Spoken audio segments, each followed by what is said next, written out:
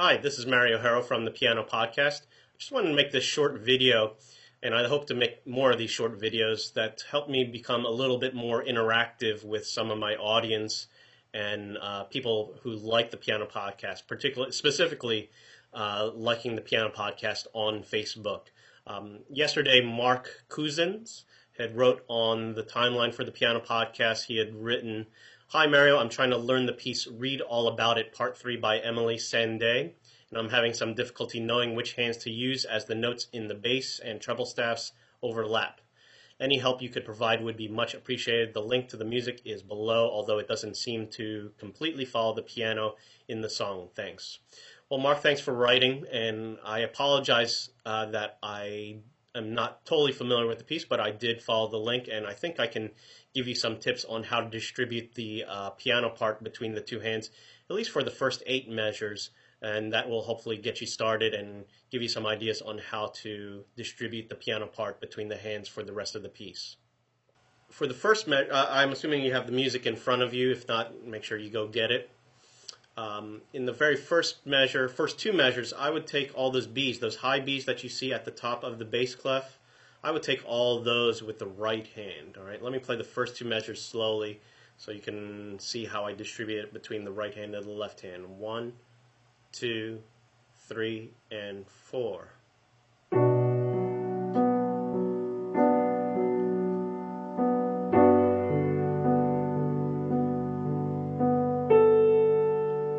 Now in the third measure, I would take, instead of the Bs, I would take the As. Since there's no more Bs there, I would take the A, and also there's that 1D in the middle of the measure that you see tied over as well. Although I think I start off playing it first with 3 and 5 at the beginning of the measure, but then I switch over to the second finger in the middle of the measure. I'll try to do that slowly so you could see the finger switch where I change playing that D first in the right hand with 3, and then in the middle of the measure with 2 there to make it easier to reach the high A's that come in the second half of the measure. All right, let me do that real slow. 1 and 2 and 3, 4.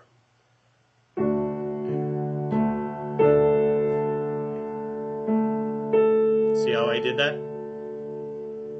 And then in the fourth measure, I play the C sharp and E with 3 and 5 respectively.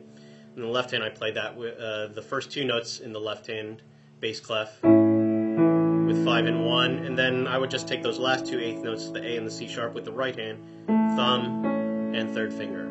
See how that goes? Second line, pretty much the same stuff. B's again with the right hand, and also there's that 1A in measure 6. So distribute it like this.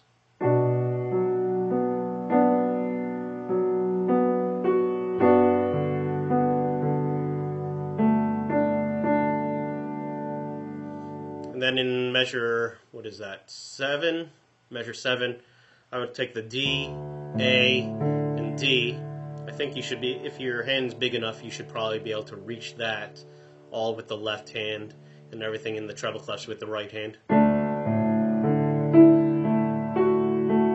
And let me make sure I counted that right. 2, 3, and 4. 1, and 2, and 3, and 4, and okay. And then in the last measure, I'll play that C sharp in the right hand with 3, left hand A with 5, E with 1, and then you could take that A dotted half note in the bass clef with the right hand, and then the E by itself with finger number 5 in the treble clef. Okay. So let me play all 8 measures so you get a sense of what it is. Let me do it slow first. 1, 2, 3, and 4.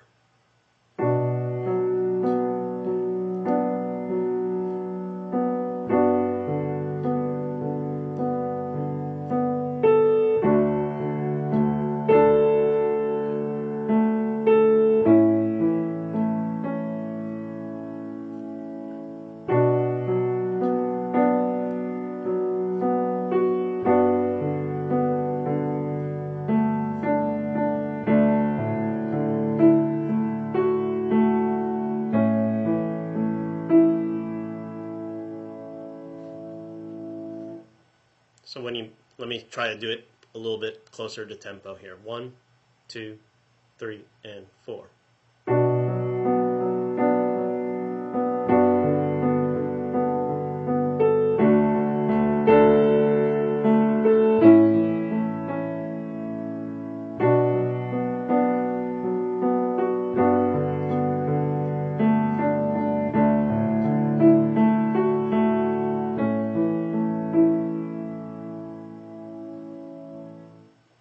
Well, Mark, I hope you found that video helpful in distributing the right hand and the left hand amongst the parts in the piano.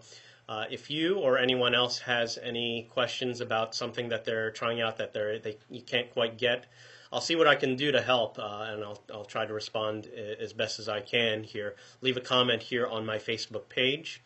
And that's why I started this podcast, was because I wanted to help some people at the piano that maybe I normally wouldn't come across in everyday life here. So it's I'm really always fascinated with this cool technology, and hope that I can be of some service to any of you out there.